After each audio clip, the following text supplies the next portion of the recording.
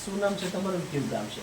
મારું નામ વિરોધકા દીપક ગઢવી મારું નામ છે અને ખેડૂતોને અમારે અહીં વિરોધકાની ટોટલ 2200 વીઘા જમીન લોસ થઈ ગઈ છે. જોયું છે કે રસ્તા પણ તૂટી ગયા છે, પાકા રોડ પણ, અને બધા ખેતરો ટાપુ બની ગયા.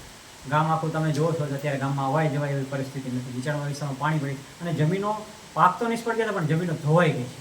ખેડૂતો બેહાલ થઈ ગયા છે. ખેડૂતોને એટલું બધું નુકસાન છે ને કે ખેડૂતોની કમર તોડી નાખી છે. જગતનો તાતને એકદમ લાચાર કરી દીધા. વરસાદ પાણી નહીં, ખેડૂતોના અરમાનો પર પાણી ફરી વળ્યા છે, ખેડૂતોની આંખોમાં પાણી ફરી વળ્યા છે. અને એકસાથે બધા દરવાજા ખોલવાથી એટલો બધો પાણીનો વાળો કે જમીનોને પણ ધોઈ નાખી છે અને સંપૂર્ણ પાકને નષ્ટ કરી નાખ્યો છે. આ અહીંયા અમારા અડકે પડકેના 7 ગામમાં ભયંકર નુકસાન છે. દીપભાઈ, શું પાકનું વાવેતર હતું ને કેવી રીતના નુકસાન છે ને શું છે આપે?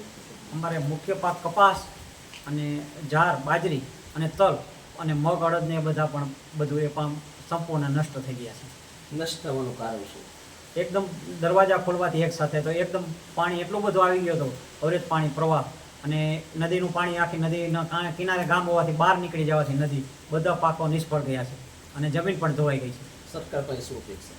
સરકાર પાસે અમારે એ જ છે કે જો જગતના તાતની વાત સાંભળે, કે છે જગતનો તાત પણ કોઈ નથી સાંભળતા અમારી વાત, અને મારે છે પેટ ઉપર લાત, એ વાતનો કાયમ અમને છે આઘાત.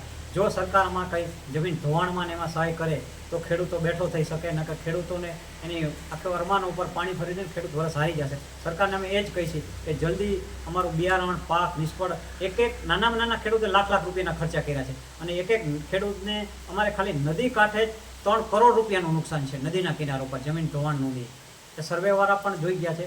એટલે અમારે ખેડૂતોને જો આ નથી ને તો ખેડૂતને જમીન ધોવાઈ જાય, ખેડૂતો ઊભા જ નહીં થઈ શકે. ખેડૂતોની કમર તૂટી ગઈ છે.